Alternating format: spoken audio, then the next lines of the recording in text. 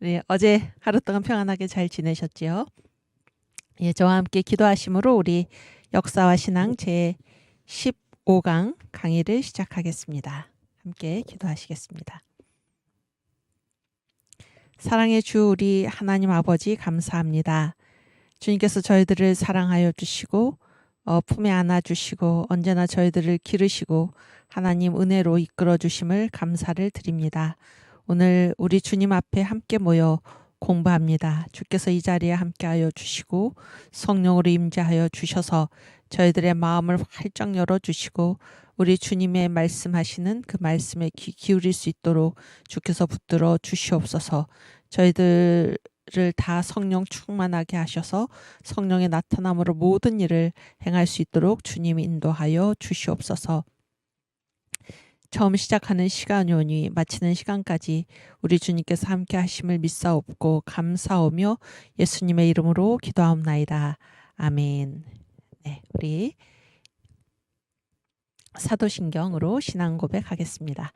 전능하사 천지를 만드신 하나님 아버지를 내가 믿사오며 그 외아들 우리 주 예수 그리스도를 믿사오니 이는 성령으로 잉태하사 동정녀 마리아에게 나시고 본디오 빌라도에게 고난을 받으사 십자가에 못 박혀 죽으시고 장사한 지 사흘 만에 죽은 자 가운데서 다시 살아나시며 하늘에 오르사 전능하신 하나님 우편에 앉아 계시다가 저리로서 산 자와 죽은 자를 심판하러 오시리라. 성령을 믿사오며 거룩한 공예와 성도가 서로 교통하는 것과 죄를 사하여 주시는 것과 몸이 다시 사는 것과 영원히 사는 것을 믿사옵나이다. 아멘. 네. 또 우리 신학의 정의 같이 공부하겠습니다. 아니 신학의 정의가 아니고 이사야 53장 1절에서 8절 말씀 같이 봉독합니다. 우리 주님 생각하시면서 함께 읽겠습니다. 우리의 전한 것을 누가 믿었느뇨? 여호와의 팔이 네게 나타났느뇨? 그는 주 앞에서 자라나기를 연한 순 같고 마른 땅에서 나온 줄기 같아서 곧 모양도 없고 풍채도 없은즉 우리의 보기에 흠모할 만한 아름다운 것이 없도다. 그는 멸시를 받아서 사람에게 실어 버린 바 되었으며 강고를 많이 겪었으며 질고를 아는 자라. 마치 사람들에게 얼굴을 가리우고 보지 않음을 받는 자 같아서 멸시를 당하였고 우리도 그를 귀히 여기지 아니하였도다. 그는 실로 우리의 질고를 지고 우리의 슬픔을 당하였거늘 우리는 생각하기를 그는 징벌을 받아서 하나님에게 맞으며 고난을 당한다 하였노라. 그가 찔림은 우리의 허물을 인함이요 그가 상함은 우리의 죄악을 인함이라. 그가 징계를 받음으로 우리가 평화를 누리고 그가 채찍에 맞음으로 우리가 나음을 입었도다. 우리는 다 양 같아서 그릇 행하여 각기 제 길로 갔거늘 여호와께서는 우리 무리의 죄악을 그에게 담당시키셨도다. 그가 곤욕을 당하여 괴로울 때에도 그 입을 열지 아니하였으며 마치 도수장으로 끌려가는 어린 양과 덜 깎는 자 앞에 잠잠한 양같이 그 입을 열지 아니하였도다. 그가 곤욕과 신문을 당하고 끌려갔으니 그 세대 중에 누가 생각하기를 그가 산자의 땅에서 끊어짐은 마땅히 형벌받을 내 백성의 허물을 인함이라 하였으리요. 아멘. 네, 우리 신학의 정의 같이 공부하고 가겠습니다. 신학이란 신학의 대상 하나님과 그의 피조의 세계 전체죠. 전체. 관점은 성경적 관점입니다. 네, 성경적 관점은 성경의 주제, 기록 목적 내용이 다 예수님을 나타내고 있습니다. 네, 우리 성경의 주제 요한복음 5장 39절. 너희가 성경에서 영생을 얻는 줄 생각하고 성경을 상고하거니와 이 성경이 곧 내게 대하여 증거하는 것이로다. 그래서 성경은 나에 대한 증거이다. 성경의 주제 예수. 네, 또 성경의 기록 목적 요한복음 20장 31절. 오직 이것을 기록함은 너희로 예수께서 하나님의 아들 그리스도이심을 믿게 하려 함이요 또 너희로 믿고 그 이름을 힘입어 생명을 얻게 하려 함이니라. 아멘. 그래서 성경의 기록 목적 예수는 하나님의 아들 그리스도이시다. 이 사실을 믿게 하시려는 것이고 이 사실을 믿는 우리가 예수의 이름을 힘입어 생명을 얻게 하시려는 것입니다. 마지막으로 성경의 내용 누가복음 24장 27절 말씀. 이에 모세와 및 모든 선지자의 글로 시작하여 모든 성경에 쓴 바 자기에 관한 것을 자세히 설명하시니라. 아멘. 그래서 모든 성경에 쓴 바는 예수님께 관한 것, 예수님께 관한 것입니다. 네. 우리 어제에 이어서 역사적 사실과 그 현상을 지금 우리가 다루고 있는데요.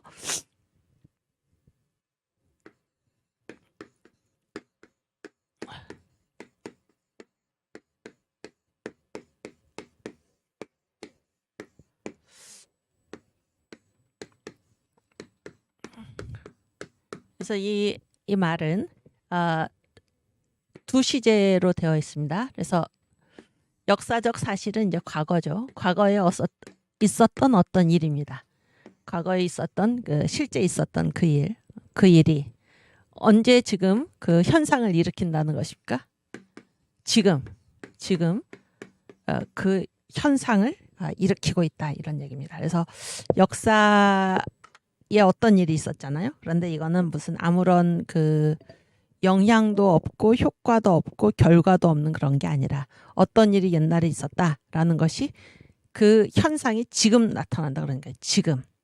무슨 얘기인지 아시겠습니까? 그래서 역사라는 거는 지나가 버린 과거의 것으로 끝나는 게 아니다, 그런 얘기입니다. 그것이 지금 현상을 일으키고 있다라는 것이고, 어제 이제 우리가 함께 공부한 거는 이 한 사건은 결정적인 중요성을 갖는다, 그런 얘기를 했어요.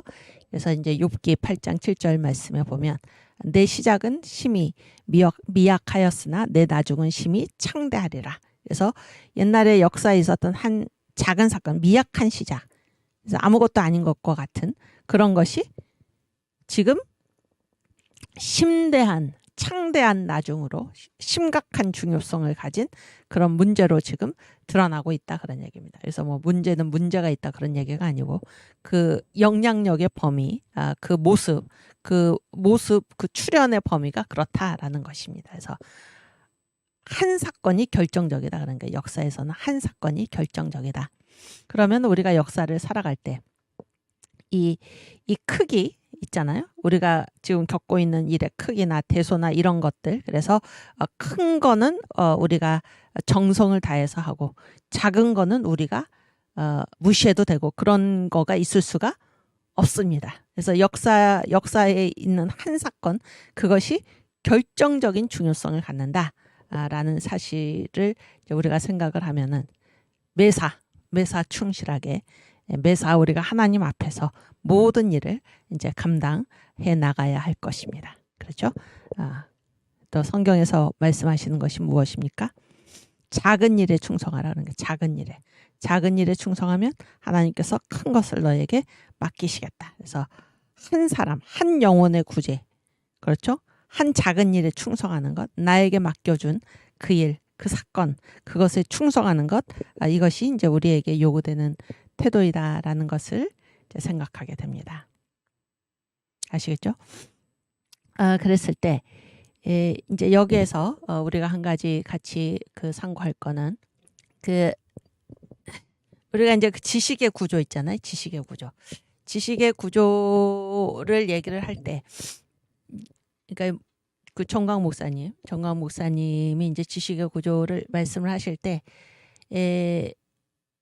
왜 이제 지식의 구조 이런 것들을 또 생각하게 되고, 그러니까 우리가 이제 우선 알아야 할 게 있다, 그런 얘기죠. 우선 알아야 할 것. 여기 띄워주시면은 이게 지식의 총량 있잖아요. 지식의 총량. 그래서 거기 하루에 발간되는 세계의 책 신간, 책만, 지식의 종류도 뭐 여러 가지 있는데 책의 경우에 하루 동안 발간되는 새로 나오는 책을 한 사람이 다 읽으려면은 몇 년이 걸린다는 것입니까? 107년. 그러니까 그 정도로 하루 동안 발간되는 책을 한 사람이 밥만 먹고 책만 읽는 데만 시간을 쓰면 107년이 걸린다라고 했을 때 이 지식의 양이 어마어마하고 그런 얘기죠. 한 사람이 일생을 살아도, 뭐 일생을 밥만 먹고 책만 읽는다, 이런 것 자체가 불가능하지만, 그렇게 우리가 가정을 한다고 하더라도 그 일생 동안에 하루에 발간되는 그 양의 책을 읽을 수가 없다 그런 얘기잖아요. 그런 얘기잖아요.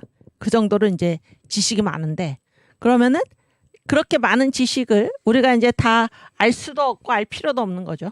알 필요도 없는 건데 그래가지고 우리로서는 우리의 이제 인생이 딱 이렇게 제한되어 있잖아요. 우리가 제한되어 있고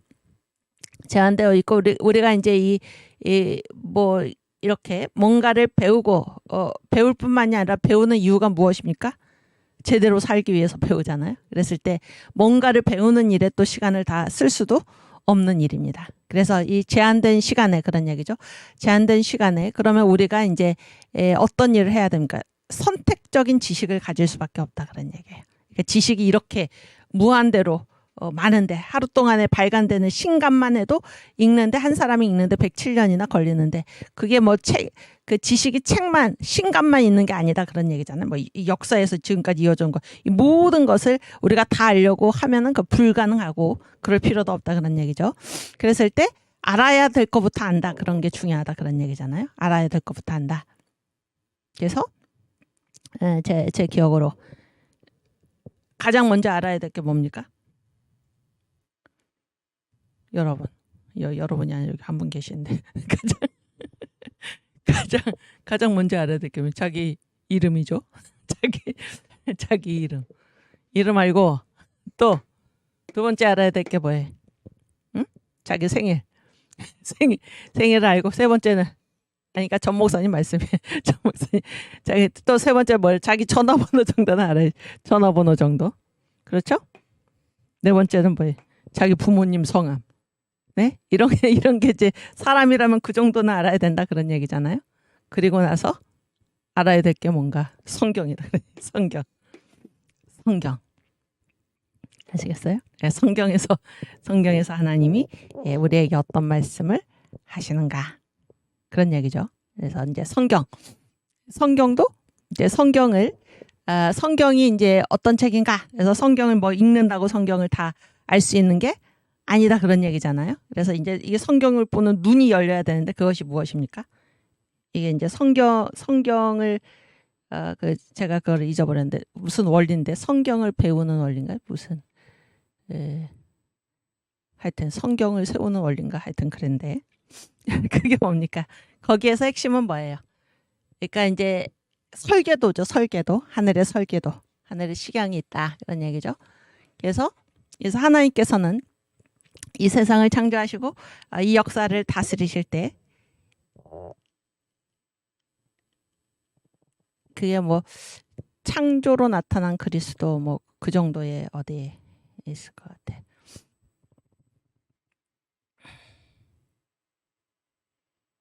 또 그거 말고 창세기 1장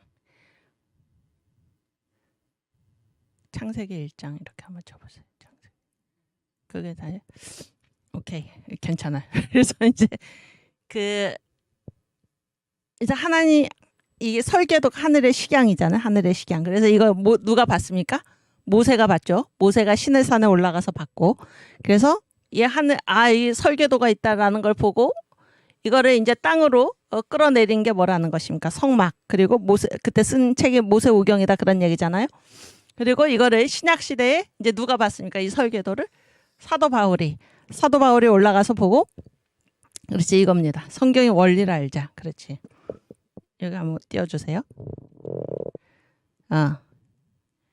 그래서 이제 사도 바울이 3층 천 셋째 하늘에 올라가서 봤죠. 근데 이 식양이 다 뭔가 하면은 그 설계도 하늘의 식양이 뭔가 예수 그리스도입니다. 여기서 그래서 이제 그 성경의 주제는 예수 그리스도 이렇게 돼 있는데 그래서 이제 바울이 보고 내려와서 세운 게 뭐예요? 교회죠. 교회. 그리고 바울 서신 13권. 그런 얘기죠. 그래서 이 바울 서신은 이제 모세오경에 대한 이제 해설 이렇게 이제 구도가 되어 있다 그런 얘기. 이게 이제 성경 전체의 원리다 그런 얘기예요. 그리고 때에 따라서 이제 이 하늘의 식양 예수 그리스도 이것을 이제 땅으로 끌어내려서 자꾸 이제 사람들이 여기에다가 이제 예수의 몸이죠. 성막 뭐 교회 이렇게. 그리고 이 하늘에 있는 그 설계도 새 예루살렘 예수 그리스도인데 이거를 이제 이렇게 때에 따라서 이렇게 내리려는 사람들이 있었다 그런 얘기예요. 그런 사람이. 그래서 이제 아브라함이 이 땅에 아브라함도 이제 성을 하나 세웠는데 그게 뭡니까? 살렘 성이고 그런 얘기죠. 또 이제 저 사도 요한도 그런 이제 계시를 봤는데 그게 뭡니까? 그 거룩한 성 새 예루살렘 이렇게. 그래서 아브라함도 이제 살렘 성을 보고, 그러니까 다윗도 뭐예요? 다윗도 이제 그 다윗이 예루살렘 성을 이제 건축한 건 아니죠. 그 아들 솔로몬에게 그 일이 맡겨졌지만은 그 모든 설계도 이런 것들을 이제 다윗이 하나님께 받아가지고 그런 얘기죠. 솔로몬에게 이렇게 그것을 이제 모든 준비를 다 갖추어준 그런 거를 우리가 성경에서 보잖아요. 그래서 이게 이제 성경의 원리 그런 건데 지금 이제 우리가 왜 그런 얘기를 했나? 그러니까 지식이 너무나 많기 때문에 많기 때문에 이제 우리가 선택적인 지식을 가질 수밖에 없다 그런 얘기예요. 선택적인 지식을. 그래서 이제 우리가 성경을 읽어야 되는데 그런 얘기죠. 하나님께서는 성경을 아는 사람을 들어 쓰신다 그런 얘기잖아요. 그런데 이 성경의 원리가 뭔가? 그래서 성경도 무턱대고 읽는다고 그 성경이 다 열리는 것이 아니라 이 성경에 이제 원리가 있다 그러니까 원리. 그래서 그런 얘기를 지금 한 것입니다. 제가 왜 이 얘기를 이제 저를 보여줬어요. 제가 왜 이 얘기를 시작했냐면은 아까 역사에 있어서 이제 한 사건이 결정적인 중요성을 갖는다 그랬잖아요. 결정적인 중요성. 그래서 한 사건이 결정적으로 중요하다라고 했을 때 우리가 이런 거를 생각하면은 우리가 매사에 이게 다 뭡니까? 하나님 앞에 우리가 서 있기 때문에 한 사건에 우리가 충성을 다해야 된다 그런 얘기를 했잖아요. 한 사건에 그런 충성을 다해야 된다. 그래서 그 크기, 이 사건의 크기. 그래서 자기가 판단해가지고 이거는 크기 때문에 내가 성실하게 하고 이거는 아주 하찮은 일이기 때문에 내가 정성을 기울이지 않아도 된다라고 해서 그 판단이 우리에게 있지 않다라는 얘기를 제가 했습니다. 그래서 매사 충성스럽게 그런 얘기인데 그러면 이게 이제 뭐랑 부딪힙니까? 이 선택적인 지식이랑 부딪히는 것 같죠? 선택적인 지식이랑. 그랬을 때 그 선택의 기준이 뭔가 그러니 이게 선택의 기준은 그 기준이 어디에 있습니까? 이게 하나님의 일이라는 것에 있습니다. 하나님의 일. 우리가 왜 성경부터 알아야 합니까? 이렇게 많은 지식이 있는데 하나님의 일, 하나님이 우리에게 알리시고자 하는 것, 여기에 이제 기준이 있는 것이죠. 그랬을 때 이제 이 두 가지가 서로 반대되는 게 아니라 서로 통하는 말이다 그런 얘기예요. 우리가 이 한 사건이 결정적인 중요성을 갖는다라고 생각하는 이유가 그것이 크기나 크기나 무슨 그 형태나 모양이나 이런 어떤 시기의 문제나 이런 것에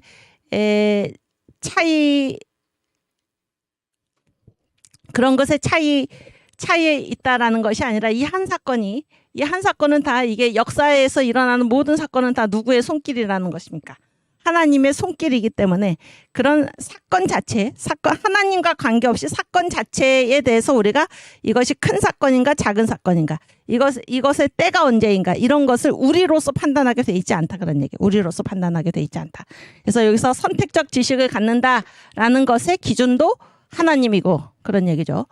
그 다음에 역사에서 한 사건이 다 중요하다라고 했을 때 결정적인 중요성을 갖는다라고 했을 때 그 기준도 이 한 사건, 역사에서 일어나는 모든 사건은 다 누구의 손길인가? 하나님의 손길이기 때문에 그 사건이 사건 자체로서의 기준이 아니고 하나님에 의해서 그런 기준을 갖는다라는 것을 지금 얘기하고 있는 것입니다. 아시겠죠? 제 얘기가 무슨 얘기인지 아시겠습니까? 그래서 쉽게 말하면 하나님께 있다. 그러니까 하나님께 우리가 선택적인 지식을 갖든지 우리가 하나님께서 우리에게 주시는 모든 일에 충성을 다하는 것, 가리지 않고 충성을 다하는 것, 선택하든지 가리지 않든지 그 모든 기준은 누구에게로부터 오나 이것이 하나님의 일이다 그런 얘기야. 하나님. 그것이 우리가 이 역사에서 살아가는 우리의 유일한 그 역사를 보는 눈이 되어야 할 것이다 그런 얘기입니다.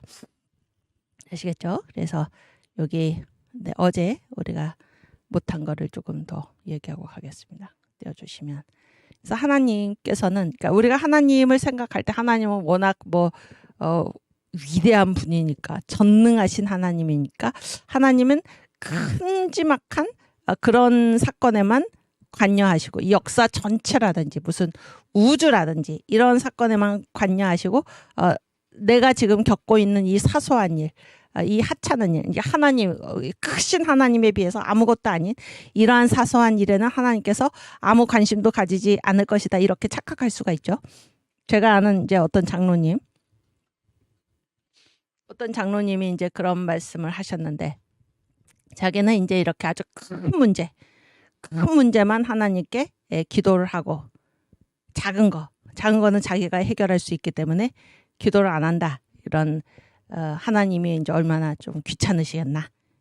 그래서 자기가 생각해. 그래서 이제 작은 거는 자기가 기도를 안 하고 큰 문제만 기도를 한다. 그런 말씀을 이제 하는 것을 들었는데 그렇지 않습니다. 그렇지 않아요. 큰 것뿐만이 아니라 작은 것 하나, 우리 머리카락 하나까지 하나님이 다 관여하고 계시다. 이런 거를 이제 우리가 생각해야 할 것입니다. 그래서 하나님은 무슨 역사라든지 우주라든지 이런 큰 문제에만 관심하시는 분이 아니라 우리 개인 영혼 한 사람 하나하나, 그리고 우리가 겪고 있는 작은 일 하나하나 다 하나님께서 돌보고 관여하고 계시다. 이런 거를 이제 우리가 생각해야 할 것입니다. 그래서 하나님은 한 작은 사건 가운데 하나님이 계시다. 그런 얘기가 큰 우주 역사 전체에도 하나님이 계시지만, 이거를 우리가 그 성경 본문에서 한번 찾아보고 가겠습니다. 열왕기상 19장 11절에서 13절.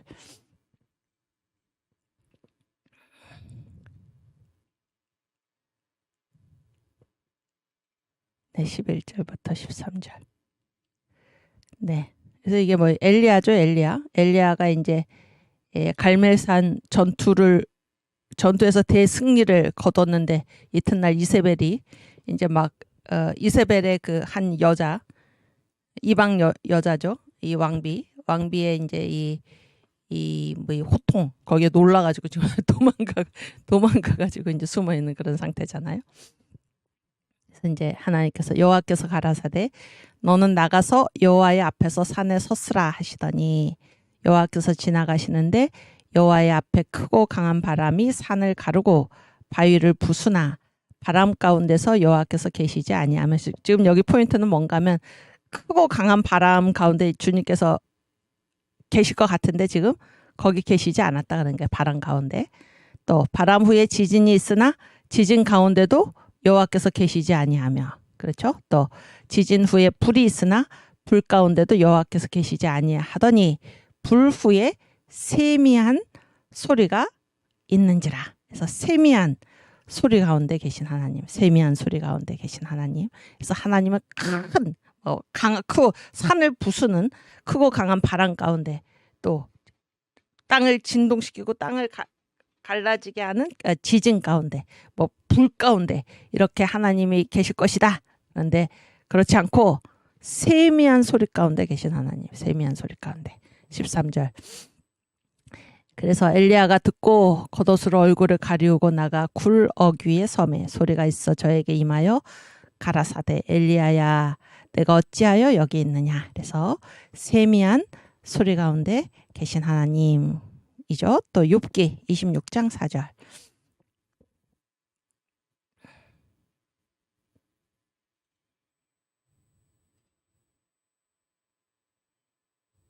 네, 이게 내가 누구를 향하여 말을 내었느냐, 네 신이 내게서 나왔느냐.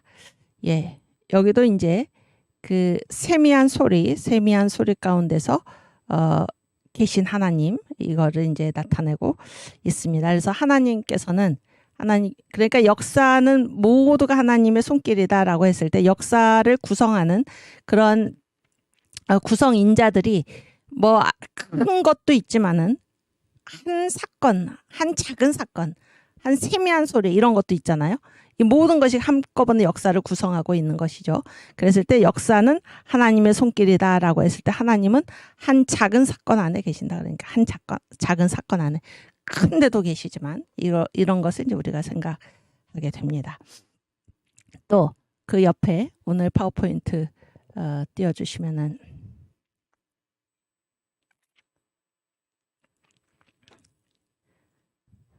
이제 법계 보세요. 법계 안에 들어가 있는 세 가지가 무엇입니까?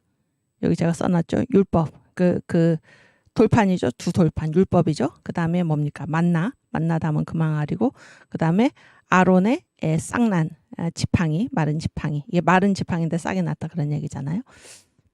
근데 이제 물론 이제 그 정강 목사님 이게 지금 삼위일체 하나님을 이제 그 뜻한다 그런 얘기죠. 율법은 하나님, 성부 하나님과 만나는 떡이죠.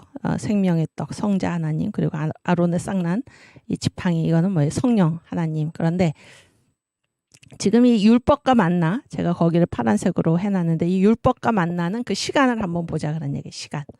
율법은 그 유효 기간이 얼마용입니까? 율법의 유효 기간. 율법이 하나님의 말씀이잖아요. 하나님 말씀의 유효 기간이 언제입니까? 응? 은지자. 이 방에서 나한테 대답을 해줄 분은 은지자 몇 년밖에 없어. 하나님 말씀의 유효 기간이 어느 정도입니까? 영원이지, 영원.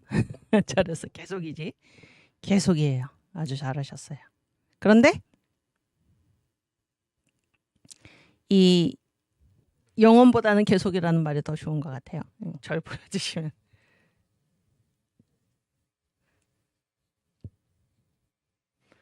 하나님의 말씀의 유효 기간은 영원이다.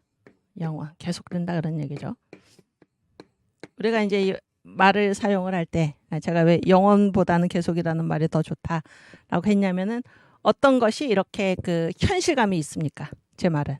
유효기간 그랬을 때 유효기간이 영원이다 이렇게 말하는 거하고 유효기간은 계속이다 라는 거 어떤 게 더 현실감이 있나요? 응? 계속이라는 말이 현실감이 아주 잘해서 아주 훌륭한 학생이 여기 앉아 계신다. 계속이라는 말이 현실감이 있죠. 그러니까 우리가 하나님을 믿을 때 하나님을 뭔가 추상적으로 하나님은 저 높은 하늘에 계셔가지고 나랑 관계없는 나는 여기서 이 고생을 하고 있는데 하나님 저기 위에서 그러신 분이 아니에요. 우리 하나님은 어떤 하나님입니까? 이 역사의 주인이십니다. 역사의 주인. 그래서 현실감을 가지고 우리가 신앙생활을 하는 게 굉장히 중요합니다. 하나님은 이 역사를 다스린다 그러는 거예요. 세미한 소리 가운데 계시고 내 머리카락 하나도 주관하시는 하나님이시다. 현실감. 계속이에요. 그러니까 율법의 유효 기간은 계속입니다. 계속. 그런데 만나 있잖아요. 만나의 유효 기간은 얼마입니까? 하루죠. 하루. 그렇지? 그렇죠? 근데 이 둘이 그 유효 기간에 대해서만 생각을 해보십시오. 이 둘이 지금 어디 안에 들어가 있습니까? 어디 안에 들어가 있어요? 법궤 안에. 그렇죠? 법궤 안에. 그럼 법궤 안에 들어가 있어요. 그러니까 이 십계명의 두 돌판, 하나님의 말씀, 유효 기간이 없는, 그러니까 유효 기간, 그러니까 그 기간이 한정되지 않은 계속되는 그 말씀하고 유효 기간이 하루밖에 안 가는 이 만나하고 법궤 안에 들어가 있어요. 법궤 안에 이 둘이 들어가 있다는 것은 그 가치가 어떻다는 것입니까? 가치가 서로 같은 것입니까? 그러니까 법궤 안에 들어가 있기 때문에 가치가 서로 같은 것입니까? 다른 것입니까?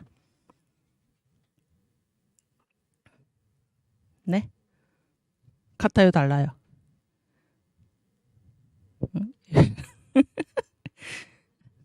아무렇게나 대답해도 괜찮아요. 같아요, 달라요? 같지. 왜냐하면 같이 어디 들어가 있어 지금? 법궤 안에 들어가 있잖아요. 무슨 얘기인지 아시겠어요? 이게 무슨 얘기인지 아시겠습니까? 그러니까 이 하나님의 말씀 영원한 것과 그렇죠? 이 하루밖에 안 가는 이 만나, 이 생명의 떡이죠. 만나하고 가치가 같다라는 거는 하나님은 영원한 계속되는 큰 이런 것에도 계실 뿐 아니라 그런 얘기예요. 계실 뿐 아니라 한 작은 사건 하루밖에 안 가는 거기도 누가 계십니까? 하나님이 계시다 그런 얘기예요. 무슨 얘기인지 아시겠어요? 그래서 역사에서 우리가 한 사건 그랬을 때 우습게 생각하기 쉽죠? 한 사건, 한 작은 사건. 또 오늘 이제 이 뒷부분에 이 2장의 뒷부분에 또 어떤 얘기가 나오면 한 순간 이런 건 아무것도 아니라고 생각하기 쉽잖아요. 그런데 그것이 결정적이다 그런 얘기예요. 그것이 결정적이다. 왜 누구랑 이게 연결되어 있기 때문에 하나님이랑 연결되어 있기 때문에 그래서 그게 작다고 우리가 무시할 게 없다 그런 거예요. 하루밖에 안 간다고 무시할 게 없고 그것이 계속되기 때문에 중대하다 이렇게 할 것도 없다 그런 얘기예요. 그게 다 누구의 손길이기 때문에 하나님의 손길이기 때문에 그 정도로 이 법궤 안에 들어간 이 두 돌판 계속 영원한 계속되는 유효기간이 계속되는 이 십계명 하나님의 말씀과 하루밖에 안 가는 만나와 가치가 같다는 얘기예요. 이것이 역사의 세계이다 그런 얘기입니다. 하나님이 다스리는 역사의 세계이다. 아시겠죠? 여기까지 다 아시겠습니까? 네. 그리고 제가 이제 어제 제가 혼자 그냥 읽었는데 테니스의 시 담장 깨진 틈에 작은 꽃 하나 여기에 있습니다. 우리 같이 한번 읽겠습니다. 그래서 하나님의 손길이 미치고 있다 이런 얘기예요. 예, 담장 깨진 틈에 작은 꽃 하나 그 틈에서 나는 너를 뜯어 들었다. 그래서 담장 깨진 틈에 이제 꽃이 하나 피었는데 그거를 이제 전체를 이렇게 뜯어 든 거예요. 이 시인이 나는 너 꽃 그 뿌리와 그 밖에 전부를 내 손 위에 얹혔다. 내 손에 딱 올려놓은 것입니다. 작은 너 꽃.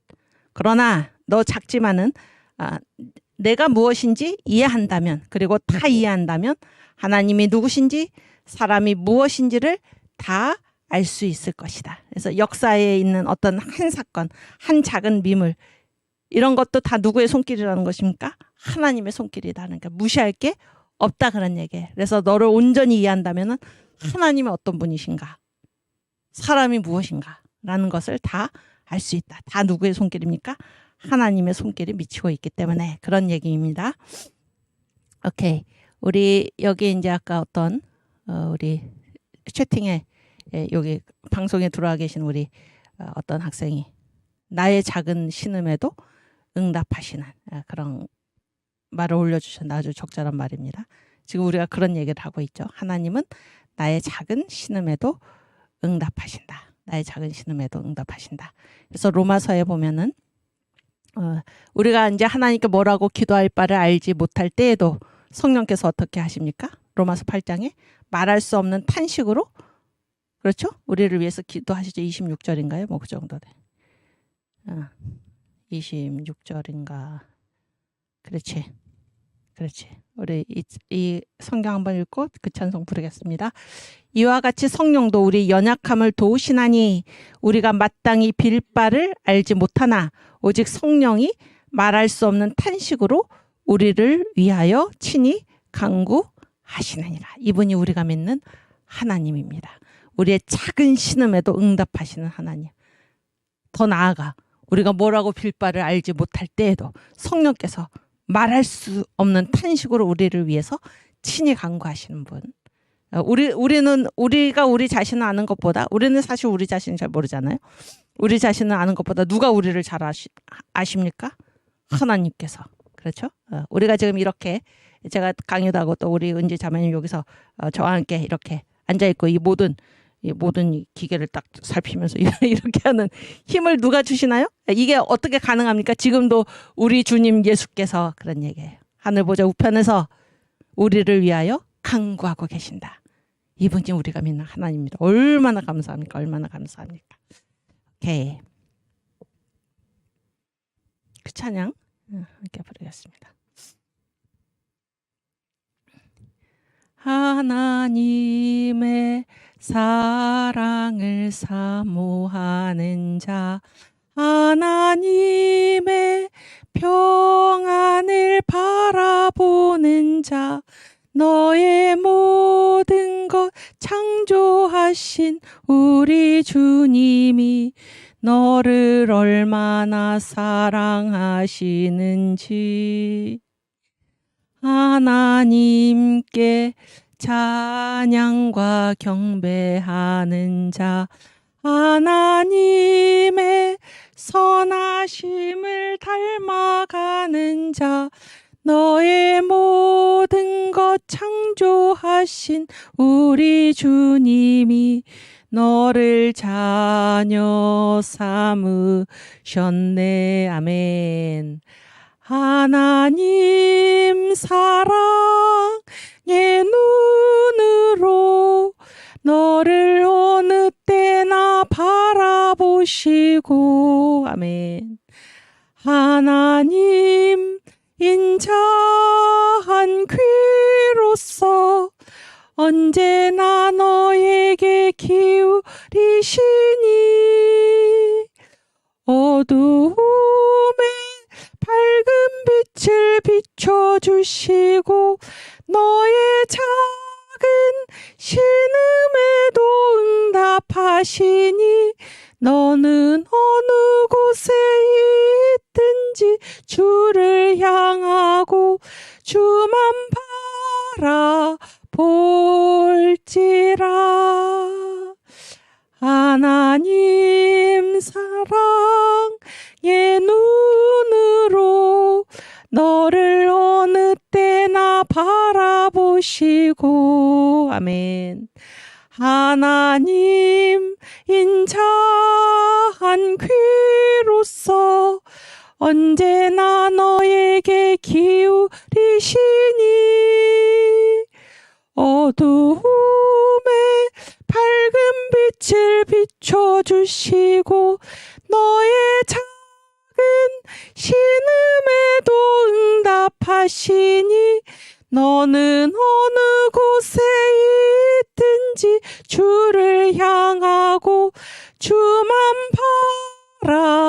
바라볼지라. 아멘. 하나님 감사합니다. 이분이 우리가 믿는 하나님입니다. 어느 곳에 있든지 나의 작은 신음에도 응답하시는. 그래서 우리가 어느 곳에 있든지 주를 향하고 주만 바라볼지라. 아멘. 오케이. 그래서 한 사건이 결정적인 중요성을 갖는다. 그 이유는 무엇인가? 하나님의 손길이 미치고 있다는 거예요. 하나님이 역사를 주관하고 계신다.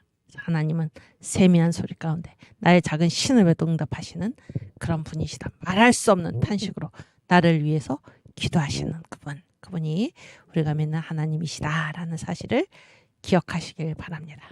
그래서 우리는 외롭지 않습니다. 외롭지 않아요. 그 찬송이 무슨 찬송이죠? 세상 때문에 그 있죠? 그렇지. 외롭지 않아도 한번 부르고 가겠습니다. 세상 때문에 눈물을 흘려도 아멘.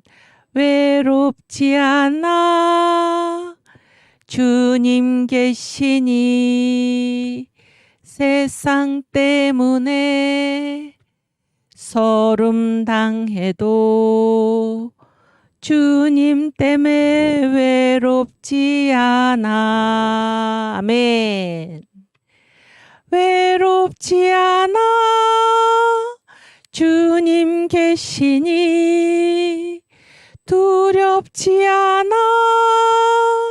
주님 계시니 세상 때문에 눈물 흘려도 주님 때문에 외롭지 않아. 아멘. 마귀 때문에 고통당해도 외롭지 않아 주님 계시니 마귀 때문에 괴로움 당해도 주님 때문에 외롭지 않아. 아멘. 외롭지 않아 주님 계시니 두렵지 않아 주님 계시니 세상 때문에 눈물 흘려도 주님 때문에 외롭지 않아. 아멘.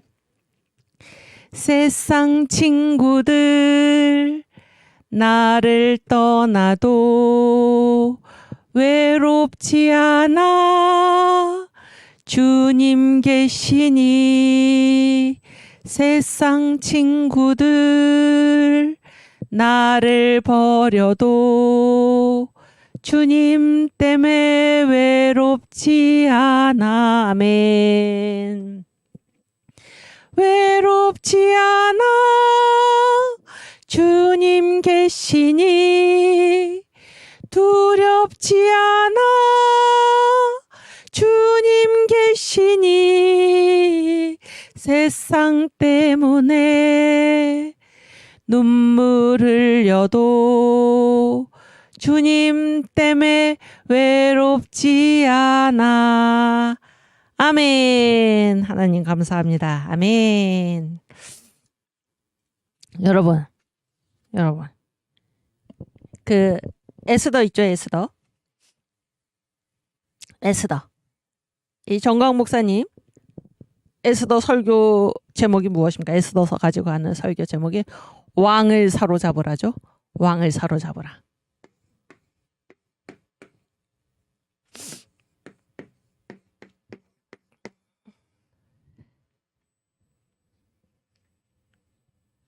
왕을 사로잡으라. 그래서 이제 이 에스더의 특징은 무엇인가? 에스더는 인간이 이 성경에서 말하는 가장 비참한, 가장 불쌍한 사람이 세 종류의 사람인데, 그렇죠? 첫 번째는 무엇입니까? 첫 번째는 전쟁포로. 전쟁에 져가지고 이제 포로로 남의 나라에 그 노예로 끌려가는 거죠. 전쟁포로. 두 번째는 무엇입니까? 고아. 부모가 없는 거예요. 얼마나 불쌍합니까? 세 번째는 무엇입니까? 과부. 과부는 혼자 살아갈 힘이 없는 것입니다. 그렇죠? 근데 이 에스더는 이 세 종류를 다 한 몸에 갖추고 있었다. 그러니까 에스더는 지금 유대인이었는데 어디로 갔습니까? 이 페르시아 전쟁포로죠. 바벨론으로 끌려갔다고 그때 이제 페르시아로 그 나라가 된 거죠. 끌려갔고 그 다음에 또 어떤 부모가 다 돌아가셨죠. 부모가 다 돌아가셨어. 고아입니다. 고아. 그리고 이런 에스더를 누가 거들떠 보겠냐 그런 얘기. 그래서 에스더가 그 과부 아닌 과부, 생과부. 아무도 결혼하자고 안 그러는 생과부. 이 세 가지를 다 갖춘 그러한 불쌍한 에스더인데 그런 얘기잖아요. 근데 이 에스더가 이 모든 일을 이런 자기의 형편에서 어떻게 벗어날 수 있었습니까? 어떻게 됨으로써 왕을 사로잡으라. 왕. 누구랑 결혼을 했습니까? 아수에로 왕이랑 결혼을 해서. 그래서 이제 여기서 벗어나는 방법이 무엇입니까? 여기서 벗어나는 방법이 정광 목사님 그 설교에 나온 얘기입니다. 예. 학원 다닌다고 될까요? 학원 다닌다고? 그래서 어떻게 하면 내가 여기서 벗어날 수 있을까? 그거는 학원을 다녀서 배워서 될 문제가 아니고 그런 얘기죠. 또 뭐 하면 됩니까? 내가 뭐 이게 맞는지 모르겠는데 잊어버렸는데 이게 내가 노력한다고 내가 여기서 벗어날 수 있겠습니까? 아니죠? 아닙니다. 그래서 여기서 벗어나는 길은 무엇입니까? 여기서 어떻게 에스더는 이 세 가지 비참한 상태에서 벗어날 수 있었나요? 왕과 결혼하면 왕을 사로잡으면 이 모든 것에서 이제 벗어날 수 있다 그런 얘기를 이제 하셨는데 그래서 여기서 도움을 준 사람이 누가 있었습니까? 두 사람이죠. 하나는 헤게가 그 넷이죠. 넷이 아수에로의 왕이고 이렇게 쓰나요? 헤게가. 그 다음에 또 한 사람은 누굽니까? 모르드게죠. 모르드게인데 이 모르드게는 누구를 이제 그 상징 하냐면 성령입니다. 성령의 도우신가 그런 얘기예요. 이 헤게는 뭡니까? 헤게는 이 왕의 내시기 때문에 왕이 뭐를 좋아하는지 이런 것들을 다 잘 알고 있다 그런 얘기예요. 그래서 이제 이 헤게가 무엇입니까? 멘토죠, 멘토. 그래서 이 성령의 도움과 그런 얘기예요. 이 멘토의 도움으로 이제 이 왕을 에스더가 이제 이 왕과 결혼할 수 있었다 그런 얘기. 왕과 결혼할 수 있었다. 그런 얘기잖아요. 그랬을 때 이제 우리도 마찬가지입니다. 우리도 다 지금 이 사람은 태어났을 때 사단의 이제 포로가 된 거죠. 그러니까 우리가 그거를 모를 뿐이지 우리의 영적 상태가 다 이제 이 사단의 죄와 사망의 권세에 눌려서 포로된 상태로 산다 그런 얘기예요. 또 우리가 이제 그 고아와 같이 버려져서, 그러니까 예수 믿기 전에 그런 얘기죠. 예수 믿기 전에 그런 상태로, 또 과부, 의지할 곳 없는 이런 상태로 살아가는데, 우리가 여기에서 벗어나는 길은 무엇인가? 자기가 아무리 이 전쟁포로나 고아나 과부 이 삼박자를 다 갖춘 에스더가 아무리 노력을 한다고 여기서 벗어날 수 있었겠습니까? 없다 그런 얘기. 우리가 아무리 노력을 해도 우리 자신의 노력으로 우리가 이런 상태에서 벗어날 수가 없고 그런 얘기예요. 우리가 뭐 학원을 다니고 지식을 연마한다고 해서 우리의 무엇으로 여기서 벗어날 수가 없는데, 그렇죠? 이 모든 일을 한 번에 해결할 그것은 무엇인가? 왕이신 그리스도를 사로잡는 왕이신 그리스도. 그래서 이 그리스도의 신부, 그렇죠? 그리스도의 신부로서 예수와 결혼하는 이런 왕을 사로잡는 이 길밖에 없다 그런 얘기예요. 그 길로 가는 그 길에 성령의 도우심과 또 멘토. 그래서 이 그리스도께서 어떤 것을 좋아하시나, 어떤 사람을 주님께서 당신의 신부로 맞이하시기를 기뻐하시나, 이렇게 성령의 도우심과 이 멘토의 도움으로 우리가 왕이신 그리스도를 사로잡을 수 있다. 이런 얘기를 이제 제가 왕을 사로잡으라 이런 설교에서 들었는데, 지금 보세요. 세상 때문에 우리는 두렵지 않다. 그러니까 누가 계시기 때문에?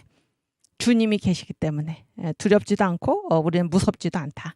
그래서 우리가 이 세상에 지금 우리가 이런 상태에서 살아가는데, 이렇게 아주 참담한 상태에서 살아가는데, 우리가 이곳에서 벗어나는 길은 우리가 아무것도 두려워하지 않고 아무것도 무서워하지 않고 당당하게 살아가는 길은 어디에 있습니까? 성령의 도우심과 또 멘토의 도움으로, 주님께서 내게 허락하신 멘토의 도움으로 그리스도 예수 우리 왕을 사로잡는 그거밖에 없다. 그러니까 주님께서 우리와 함께 계시면은 우리는 아무것도 두려워할 필요도 뭐 무서워할 필요도 겁낼 필요도 없다 하는 그러한 것입니다. 네, 예수만이 우리의 힘이십니다. 아멘. 오케이, 이제 우리 다음 오늘 그 파워포인트를 보면, 오늘은 이제 사건의 독자성 이 얘기를 먼저 하겠습니다. 예, 저를 보여주세요.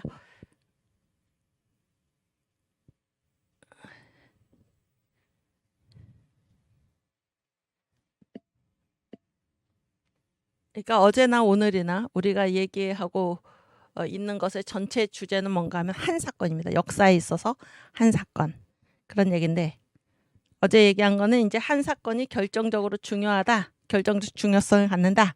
그리고 이 한 사건은 독자적이다, 그런 얘기를 하는 거예요. 독자적. 지금 이제 이 책에 보면은 이 기독교 신앙은 이제 뭐를 중요하게 생각하냐면 한 사건이 결정적이다, 그런 얘기예요. 여러분, 이 인류 구속, 그렇죠? 인류 구원을 가져온 그 사건, 그 한 사건이 무엇입니까? 예수의 십자가 사건이죠. 예수의 십자가 사건.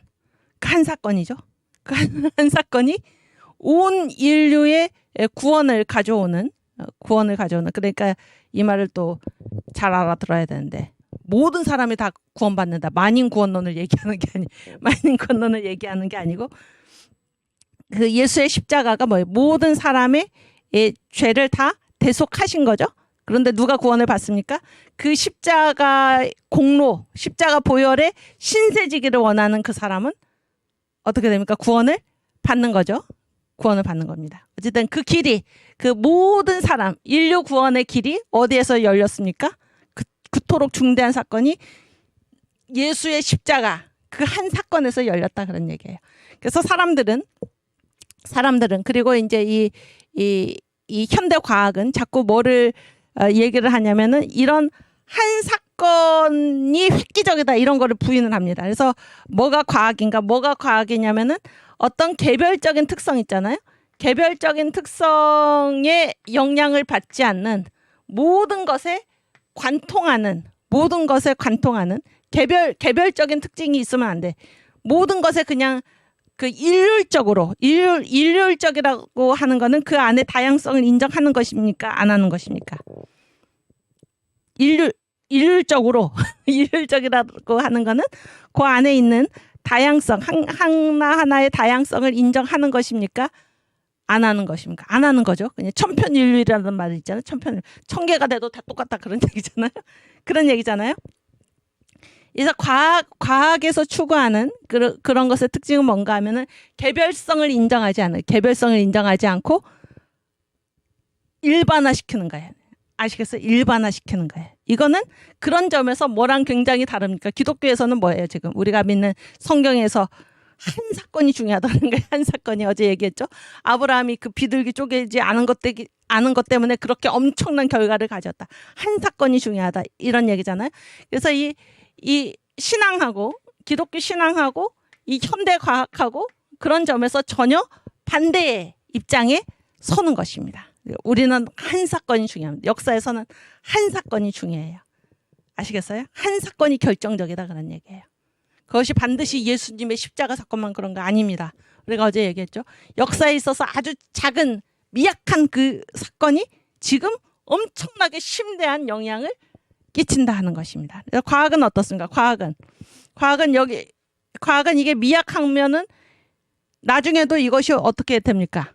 과학에서는 미약한 걸로 그대로 나타나죠. 그렇죠? 옛날에 미약한 건 지금도 미약하잖아요. 그러나 역사는 그렇잖아요. 역사는 하나님께서 주장하고 계시는 이 역사는 어떤 한 작은 사건, 그때 내가 불순종한 것, 그것 때문에 지금 심각한 결과를 지금 내가 당하고 있고 그런 얘기. 내가 그때 한 작은 사건, 나는 아무것도 아니고 어제 마리아 봤죠, 마리아. 향유 옥합을 깨뜨려서 하나님께 너무 감사해가지고 그냥 옥합을 깨뜨려서 주님께 감사의 마음을 표현했을 뿐인데 예수께서 뭐라고 그러셨습니까? 이거는 나의 장사를 준비한 것이다. 그래서 복음이 전파되는 곳마다 이 여자의 행한 일도 같이 기념될 것이다. 이렇게 중대한 사건으로 주님께서 말씀하셨다 그런 얘기입니다. 그런 의미에서 이 현대 과학, 또 인본주의 이런 거죠. 이런 것들이 추구하는 거하고 이 기독교 신앙이 이제 이 한 사건을 대하는 태도는 너무나 다르다 그런 거예요. 현대 과학은 인본주의는 뭐예요? 한 사건의 획기적인 중요성 이런 거를 인정하지 않습니다. 인정하지 않아요. 아시겠죠? 그래서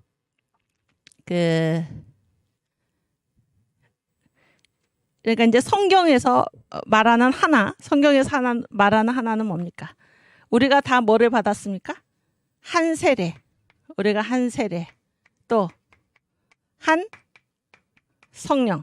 그렇죠?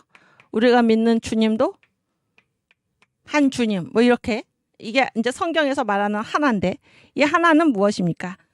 이 안에 있는 우리가 다 달라도 우리는 다 뭐예요? 하나의 세례를 받았고 그런 얘기예요. 그래서 이걸 이제 영어로 표현할 때 이게 바로 유니티입니다. 유니티. 우리는 다 다르지만, 그러니까 우리가 다 다르지만은, 우리가 생각하는 바가 다 다르지만은 우리는 한 분 주님을 믿고 그런 얘기예요. 우리가 다 다르지만은 뭐예요? 우리는 한 믿음을 가지고 그 그리스도 군사 앞서 나가서 거기에 바로 그런 얘기가 나죠. 우리는 한 바람을 가지고 이런 얘기입니다. 그래서 우리는 하나다라고 했을 때 그 안에 있는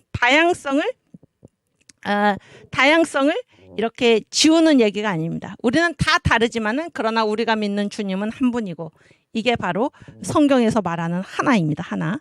그러니까 과학에서 말하는 하나하고는 다른 거예요. 그러니까 모두 다 이 개별성을 다 무시해야 된다 그런 것하고는 전혀 다르다 그런 얘기입니다. 어제 사명 얘기를 했는데 우리가 각각 다 다른 사명이 다르죠? 다 사명이 다르지만 이 사명은 다 누가 주신 것입니까? 모양은 다르지만 다 누가 주신 거예요?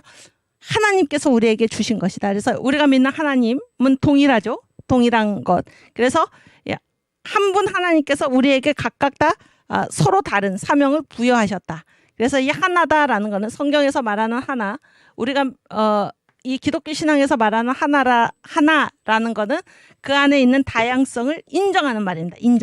인정하지만은 다 다르지만은 우리는 한 분 하나님을 믿고 하나의 소망을 가지고 한 믿음을 가지고 하나의 성령을 같은 성령을 받았고 은사는 다르나 이 은사를 주신 성령은 동일한 분이다 이런 얘기잖아요.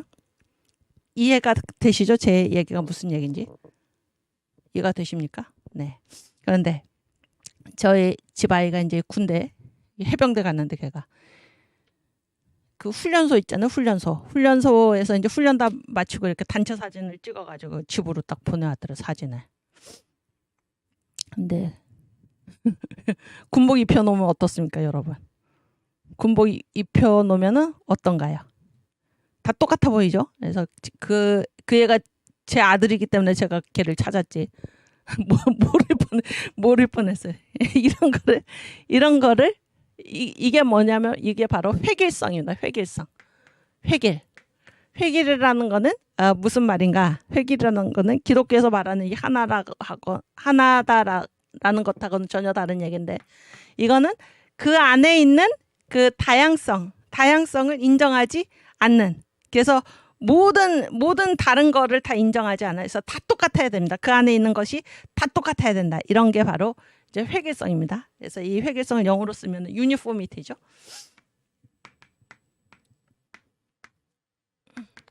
유니포미티가 무엇입니까? 유니폼을 입혀놓은 듯이. 그러니까 여러분 유니폼을 입혀놓으면 어떻습니까? 개성이 다 사라지죠. 개성이 다 사라집니다. 이거는 이제 기독교에서 말하는 그 통일성이 지금 아닙니다. 다양성을 인정하지 않는 거예요. 그러나 우리가 교회는 그리스도의 몸이다라고 했을 때 우리가 그리스도의 몸이다라고 했을 때 이 몸은 어떻습니까? 몸은 다 이렇게 다 다르죠. 구성 요소가 다 다르지 않습니까? 뭐 눈도 있고 성경에서 뭐 귀도 있고 손도 있고 입도 있고 발도 있고 그렇죠? 다 이렇게 다른 것이 특징입니다. 다 다르지만은 우리는 하나로서 그리스도의 몸을 구성하고 있다. 그래서 다양성을 인정하는 것, 인정하지 않는 것, 그것이 기독교 신앙과 이 현대과학의 차이다. 그런 얘기예요. 그래서 이거를 결론적으로 얘기하면은 한 사건이 다르기 때문에 소중하다. 그런 얘기예요. 다르기 때문에 소중하다. 그리고 한 사건은 지금 뭔가 독자적이다. 독자적이다라는 말은 몇 개만 있다는 것입니까? 이 사건은 몇 개만 있다라는 겁니까? 똑같은 게 없다라는 얘기죠. 이거 하나밖에 홀로 독자죠. 이거 하나밖에는 없는. 하나님께서는 이 역사에 있는 모든 사건, 그건 다 독자적이에요. 그거 하나밖에는 없는 그러한 것으로 이 역사가 구성되어 있다는 거예요. 그건 하나밖에 없기 때문에 하나밖에 없으면은 뭐가 불가능합니까? 대체가 불가능한 그런 얘기죠. 그 정도의 중요성을 가진 그것이 이 역사에 있어서의 한 사건이다 하는 얘기입니다. 여기까지 이해가 되십니까? 이해가 되시죠? 그래서 지금 이제 제가 무슨 얘기를 하려고 하냐면은 이거 다시 보여주시겠어요?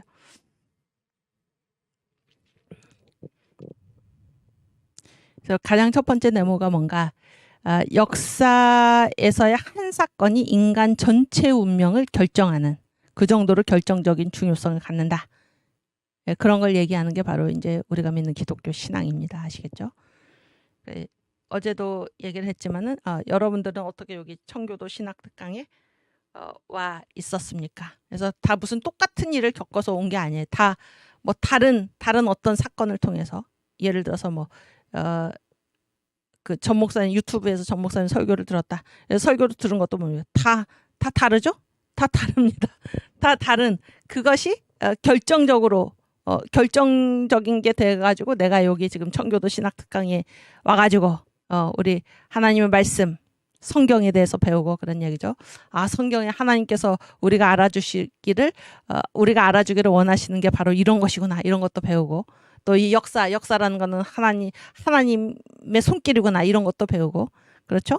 그동안 별로 무관심했던 우리나라에 대해서 이 나라를 사랑하는 것이 얼마나 소중한 것인가, 이 하나님 그것이 얼마나 이 신앙과 긴밀한 연관이 있는가 이런 것도 배우고 이렇게 된 계기, 이렇게 결정적으로 우리의 삶을 바꿔놓은 이 모든 것이 어떤 한 사건 때문에 그렇다는 거예요. 그 사건은 그런데 다 각각 다르다 그런 얘기입니다. 한 사건이 인간 전체의 운명을 결정지을 정도로 결정적인 중요성을 갖는다. 이렇게 보는 게 기독교 신앙이다라는 거고, 현대 과학은 이 과학이기 때문에 과학이라는 거는 예외적인 사건, 예외적인 사건을 다 이제 부정하는 경향이 있습니다. 예외적인 사건을 일괄적으로 부정하는 자세를 취한다. 그래서 이 과학의 자세하고 이 신앙의 자세, 기독교에서의 역사를 보는 그 자세하고는 전혀 다르다 하는 얘기입니다. 그래서 거기에 제가 이제 기독교 대 전체주의 이런 걸 써놨는데, 이게 바로 무슨 얘기인가? 여러분, 전체주의라는 거는 아까 말을 이게 유니티라는 거는 그 안에 있는 하나하나의 다양성을 인정하면서 동시에 우리가 하나로 통일을 이룬다 이런 거하고, 이 획일성이라는 거는 그 안에 있는 다양성을 전혀 인정하지 않고 다 똑같아야 된다 이렇게 얘기하는 건데, 전체주의는 이 획일성, 유니포미티를 강조합니까? 아니면 이 통일성, 유니티를 강조합니까? 전체주의는 제 말은 전체주의는 그 안에 있는 전체가 다 똑같아야 된다고 얘기하는 것입니까? 아니면은 그 안에 있는 다양성을 인정하는 것입니까? 어떻습니까? 전체주의가 이렇게 전체주의는 철학의 개념이고, 전체주의가 이렇게 체제로 나타난 게 뭔가 하면 공산주의, 사회주의 이런 거거든요. 공산주의, 사회주의. 그러면 거기에서는 그게 전체주의가 정치 체제로 나타나는 게 공산주의고 경제 체제로 나타나는 게 사회주의인데, 거기에서는 그 안에 있는 다양성을 인정합니까? 안 합니까? 전체주의에서는.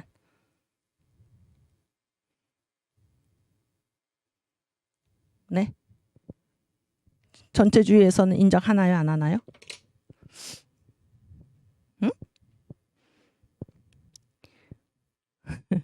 제가 이승만 대통령께서 쓰신, 아직 대통령 되시기 전에 1941년에 재팬 인사이드 아웃 있잖아요. 재팬 인사이드 아웃. 거기에서 이제 일본 천황제를 뭐라고 봤냐면 이건 전체주의다 그랬어요. 전체주의. 그러니까 이제 전체주의에는 좌파 전체주의와 우파 전체주의가 있는데, 좌파 전체주의가 뭡니까? 공산주의, 사회주의 이런 거잖아요.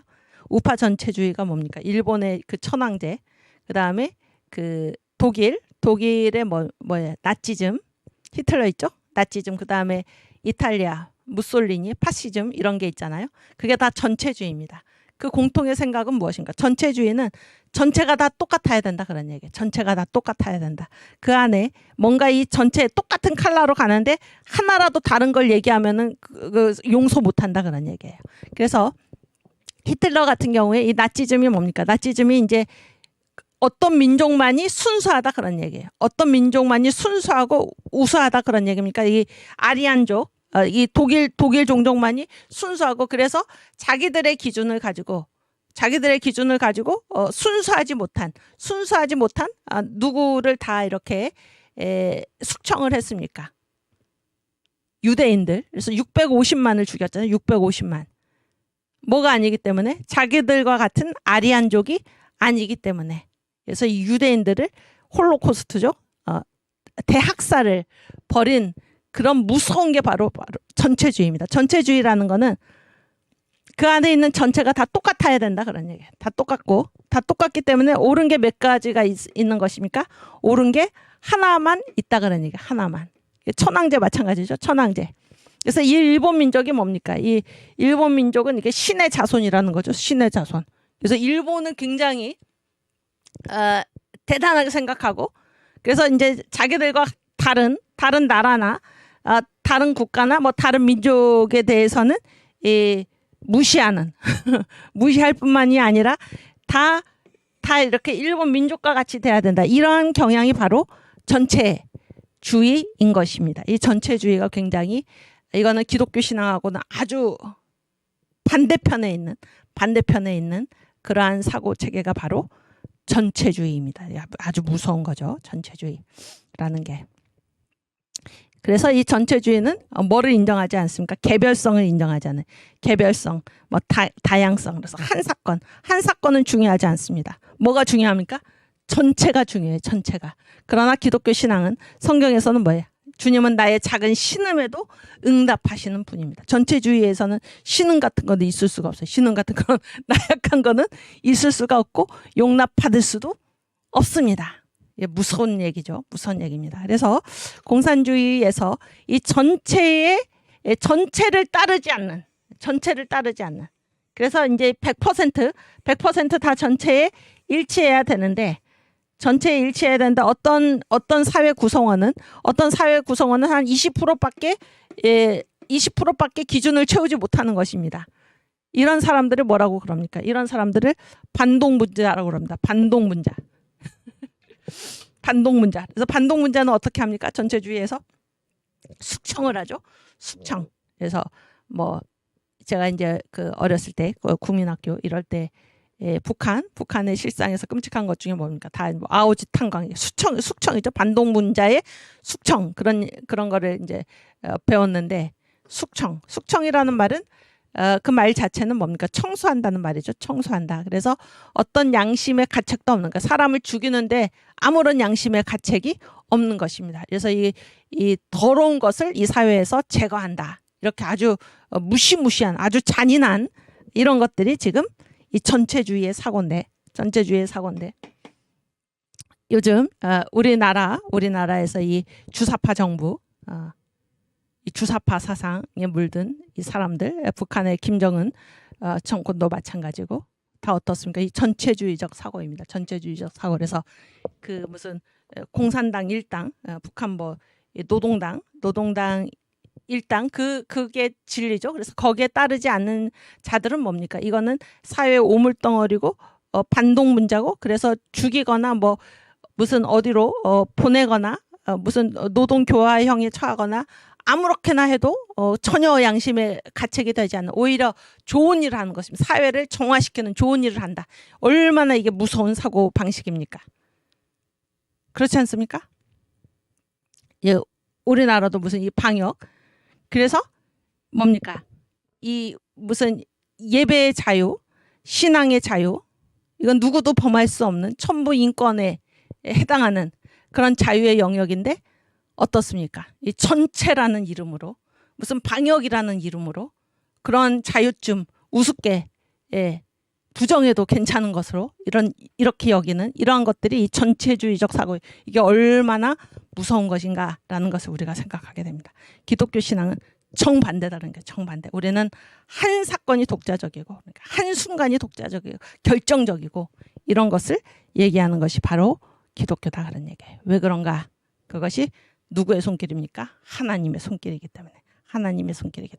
그래서 이 전체주의는 그런 게 중요하지 않아요. 그런 개별적인 것, 한 사건이 결정적으로 중요하다든지 한 사건이 독자적이라든지 그거밖에 없다. 이런 것들을 전혀 생각하지 않는 게 전체주의다 하는 것입니다. 아시겠죠? 오케이. 그래서 우리는 어떻습니까? 우리는 어제 이제 제가 사명이 다 다르다 그런 얘기잖아요. 사명이 다 다르다. 그래서 사명이 다 달라서 우리는 자기 사명에 충실할수록 그런데 이 내 사명은 누구만 갖고 있습니까? 나만 가지고 있잖아요. 그래서 나만 갖고 있는 내 사명에 충실할수록 다른 말로 하면 내가 개별적이 될수록 그런 얘기예요. 왜냐하면 이거는 나만 갖고 있는 사명이기 때문에 내가 개별적이 될수록 나는 전체에 어떻게 할 수 있습니까? 공헌할 수가 있죠. 그렇지 않습니까? 그런데 이 나에게만 맡기신 사명 이게 개별적인 것인데 내가 이 사명을 하찮게 여기고 감당하지 않는다. 그러면은 이 전체에서 내 몫이 내 자리가 어떻게 되는 것입니까? 비게 되는 거죠.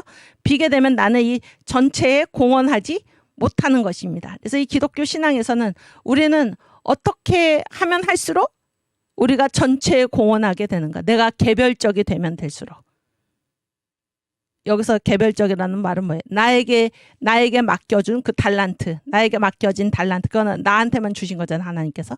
그거를 충분히 이루면 이룰수록 그런 얘기입니다. 내가 그런 의미에서 개별적이 되면 될수록 나는 전체에 공헌하게 된다. 이것이 이 기독교 신앙입니다. 그래서 이 전체주의, 무슨 현대과학 이런 것에서 주장하는 거하고는 전혀 다르다라는 것이고, 무슨 얘기인지 아시겠어요?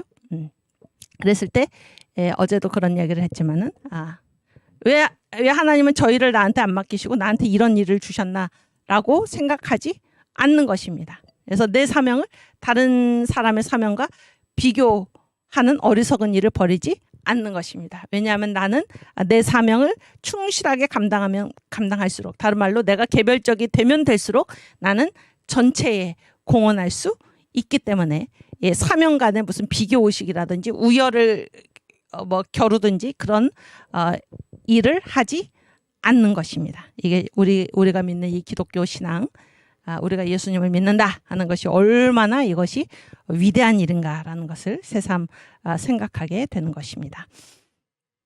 오케이. 그 옆에 네모를 보시면 마리아 대 가룟 유다, 이제 어제 제가 얘기를 했는데 이 부분은 오늘 조금 더 보겠습니다. 그래서 이 역사에서는 보세요. 역사에서는 만약에 이제 목사가 설교를 하잖아요. 목사가 설교를 할 때 이렇게 일반적으로 얘기를 하는 것이죠. 모든 사람은 죄인입니다. 네? 모든 사람은 죄인입니다. 일반화시키는 거죠. 보편화시키는 거죠. 그러면 이제 안전합니다. 안전한데 만약에 목사가 이제 설교에서 어떤 구체적인 누구 한 사람을 딱 찍어가지고 아무개 집사가 어제 무슨 죄를 짓는 것을 제가 보았습니다. 이렇게 개별적으로 구체적으로 얘기하면 어떻습니까? 굉장한 책임을 거기에 져야 되는 것이죠. 굉장한 책임을 져야 되는 것입니다. 그래서 사람들은 이제 어떻게 하기를 좋아합니까? 일반적으로 말하기를 좋아합니다. 일반적으로. 그러면은 그 문제 앞에 자기가 그대로 직면하지 않아도 괜찮은 것입니다. 그런데 이것이 역사에서 봤을 때 이거는 뭡니까? 편법입니다. 편법. 그래서 회피하는 것입니다. 그 현장을 회피하고 둘이 뭉실하게 구경꾼처럼, 이거는 역사에서 굉장히 해로운 유해한 태도입니다. 제가 오늘 아침에는 마가복음 7장부터 9장까지 읽었는데 마가복음 9장 40절에 보니까 이런 얘기가 나와요. 우리 한번 같이 읽겠습니다.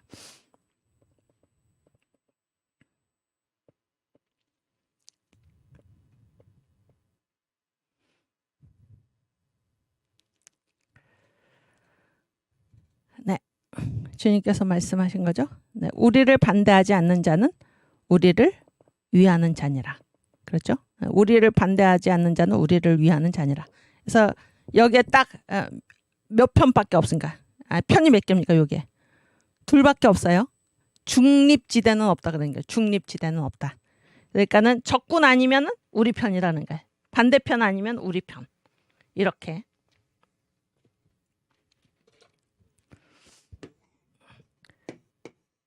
반대하지 않으면은 우리를 위하는, 우리를 찬성하는, 우리를 위하는 자이다. 이렇게 해서 딱 둘밖에 있을 수가 없습니다. 그래서 우리는 어떻게 얘기할 수 없습니까? 나는 반대도 하지 않고, 그렇다고 나는 뭐 적극적으로 여기 지지하지도 않고 그냥 나는 중립이다, 이런 게 있을 수가 없습니다. 하나님이 다스리시는 이 역사에서 나는 여기도 아니고 반대하고 위하는 거는 서로 정반대 대립되는 입장이잖아요. 나는 여기에도 속하지 않고 여기에도 속하지 않는다라는 말을 할 수가 없습니다. 우리가 하나님 앞에서 나는 중립적이다라는 말을 할 수가 없어요. 우리는 하나님 앞에서 책임 있는 자세로 나서야 되는 것입니다. 책임 있는 자세로. 그래서 예수께서 뭐라고 말씀하셨습니까? 그 가이사랴 빌립보 지방에 가셔서 사람들이 나를 누구라 하느냐. 거기서 그치지 않았죠? 뭐라고 물으셨습니까? 너희는 나를 누구라 하느냐. 너희는 나를 누구라 하느냐. 주님께서 우리에게 물으시는 것입니다. 너희는 나를 누구라 하느냐. 사람들이 이렇다고 합니다. 저렇다고 합니다. 그건 우리와 아무 관계가 없습니다. 너는 나를 누구라고 하느냐. 우리가 하나님 앞에서 저는 이 편도 아니고 이 편도 아닙니다, 그렇게 대답할 수 있는 사람은 아무도 없습니다. 우리는 가부간에 책임 있는 자세로 주님 앞에 서 있어야 할 것입니다. 우리를 반대하지 않는 자는 우리를 위하는 자이다. 반대하지도 않고 위하지도 않는 그런 중립지대는 하나님 앞에서 있을 수가 없다 하는 사실을 기억하시길 바랍니다. 아시겠죠? 그래서 역사라는 거는 그런 일이 있었어. 아무런 자기랑 아무 관계가 없이 그런 일이 있었어. 그렇다고 그래. 그렇게 되면 잘 되겠지. 이런 태도는 있을 수가 없습니다. 있을 수가 없어요. 하나님 앞에 구체적으로 개별적으로 나서야 하는 것입니다. 주님이 물으시는 그 물음에 내가 직접 책임 있게 대답해야 하는 것입니다. 그것이 역사를 살아가는 우리의 유일한 태도가 되어야 할 것입니다. 그래서 뭔가 투명하고 구체적이고 모두가 다 내 문제다 이렇게 보는 것이 이 역사를 살아가는 우리의 태도이어야 할 것입니다. 네, 그 파워포인트 보여주세요. 잠깐만요. 그래서 마리아하고 가룟 유다를 제가 왜 다시 써놨냐면 이 마리아하고 가룟 유다의 태도를 우리가 잘 이제 함께 살펴볼 수 있기를 바라는데 그 향유 부은 마리아 있잖아요. 마리아가 향유 부은 그 사건에서 역사를 대하는 태도가 어떤가 그런 얘기예요. 예, 마리아. 예, 이쪽은 가룟 유다인데 지금 이제 어떤 일에 관한 얘기입니까? 어떤 일에 관한 얘기냐면 그러니까 예수님 마리아가 그 향유 옥합을 깨뜨려서 예수의 이제 발에 붓고 자기 머리털로 예수의 발을 이렇게 씻고 주님께 입은 은혜가 너무나 감사해서 그런 일을 한 거잖아요. 그랬더니 이제 가룟 유다가 마리아를 비난을 하죠. 비난을 합니다. 왜 비난을 합니까? 왜 허비하느냐?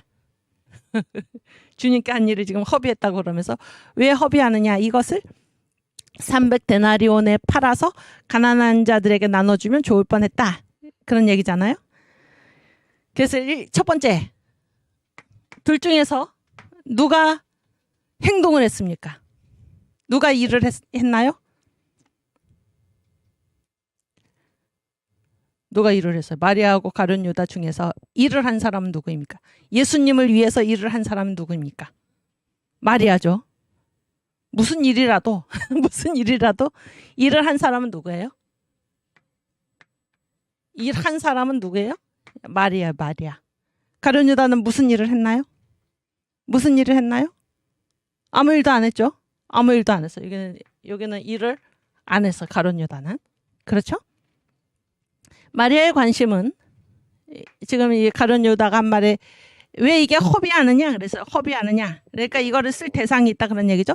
마리아는 그 향유를 누구를 위해 썼습니까? 누구를 위해 부었나요? 예수님. 그렇죠? 예수님을 위해서 일을 한 것입니다. 예수님을 섬긴 것이죠. 가룟 유다는 누구에게 관심이 있습니까? 예수님께 행한 그게 지금 허비다 그런 얘기죠. 왜 낭비하느냐? 누구한테 줘야 된다는 것입니까? 누구한테? 네?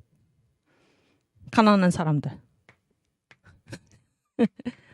가난한 사람들.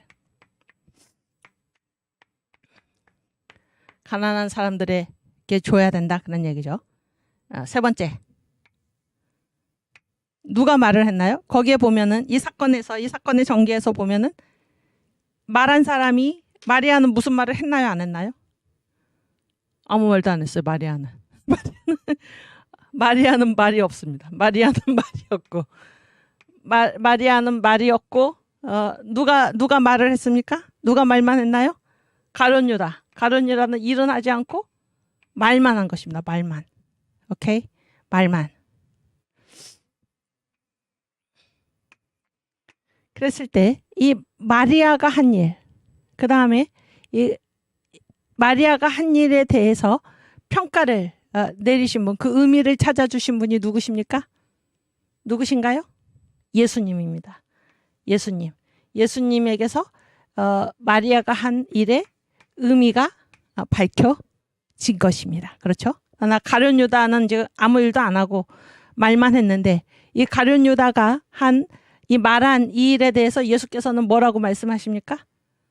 가난한 사람들에게 왜 나눠주지 않느냐? 그런 얘기죠. 가난한 사람들. 그러니까 예수께서 뭐라고 말씀하십니까? 가난한 사람들은 항상 너희랑 같이 있다. 그런 얘기는 항상 너희랑 같이 있다. 그래서 마리아가 한 행동에 대해서 예수께서 이거는 나의 장사를 준비한 결정적인 중요성을 갖는 행동이다. 또 복음이 전파되는 곳마다 이 여자의 행한 일도 기념되리라. 이렇게 예수께서 크게 칭찬하시고 그 의미를 밝혀주신 것과는 달리 이 가룟 유다, 네가 한 얘기는 아무것도 아니다. 그러니까 가난한 사람들은 항상 너희랑 같이 있지 않는가? 그래서 이 가룟 유다의 말에 대해서는 예수께서 아무런 평가를 하지 않으신 것입니다. 무슨 얘기인지 아시겠어요? 그랬을 때 이 가룟 유다의 태도, 그러니까 지금 우리는 하나님 앞에 책임 있게 나서야 된다, 그런 얘기예요. 책임 있게. 가룟 유다는 하나님 앞에 지금 책임 있게 나섰나요? 아닙니다. 가룟 유다가 이 가난한 사람들을 이거는 핑계죠, 핑계. 가난한 사람들을 핑계로 내세우고 자기 앞에 방패로 내세우면서 자기는 실제로 아무 일도 하지 않은 거랑 똑같습니다. 그렇죠? 가룟 유다의 이 주장이 진실하려면 어제 얘기했지만은 자기부터 어떻게 했어야 됩니까? 마리아를 비난할 수 있다고 100번 양보해서 비난을 하고 나서라도 뭐예요? 자기부터 가난한 사람들에게 자기의 뭔가를 값비싼 그 향유가 아니더라도 한 데나리온이라도 자기가 가난한 사람들에게 나눠주는 행동이 있어야 할 것입니다. 이 가룟 유다의 말이 정말로 진실했다면, 그러나 가룟 유다는 아무 일도 하지 않고 가난한 사람들, 이 그럴듯한 대의명분을 자기가 아무 일도 하지 않는 것에 포장으로, 방패로 내세워가지고 자기는 아무 일도 하지 않으면서 자기가 실제로 그렇게 생각하지도 않는 이런 가난한 자들을 내세워서 요거를 가지고 지금 누구를 비난하는 것인가? 일하는 마리아, 예수를 위해서 일한 마리아를 비난하는 이런 행동을 하고 있다, 그런 얘기예요.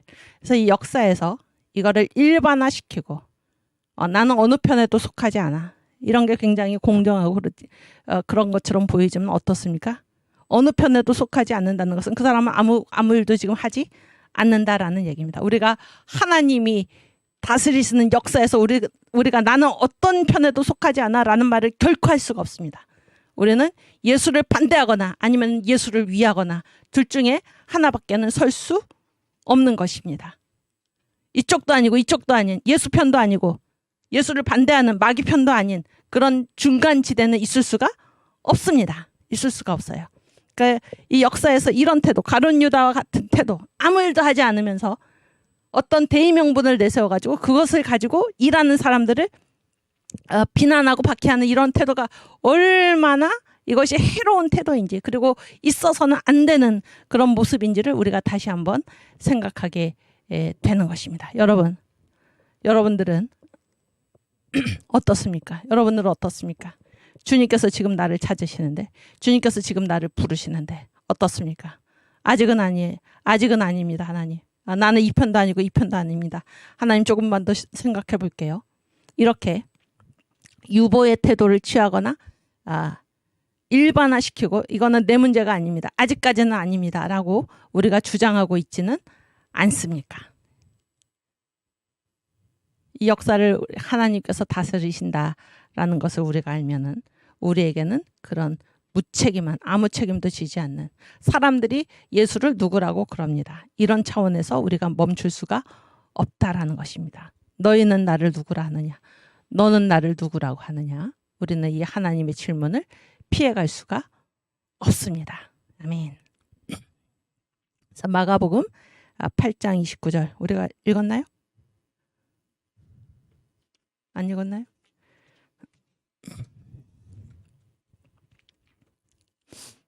(8장 29절)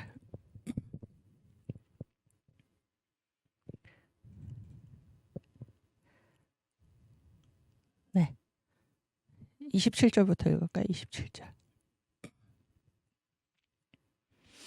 예수와 제자들이 가이사랴 빌립보 여러 마을로 나가실새 노중에서 제자들에게 물어 가라사대 사람들이 나를 누구라고 하느냐 여짜와 가로되 세례 요한이라 하고 더러는 엘리야 더러는 선지자 중에 하나이다. 여기서 예수의 질문이 그치는 게 아닙니다.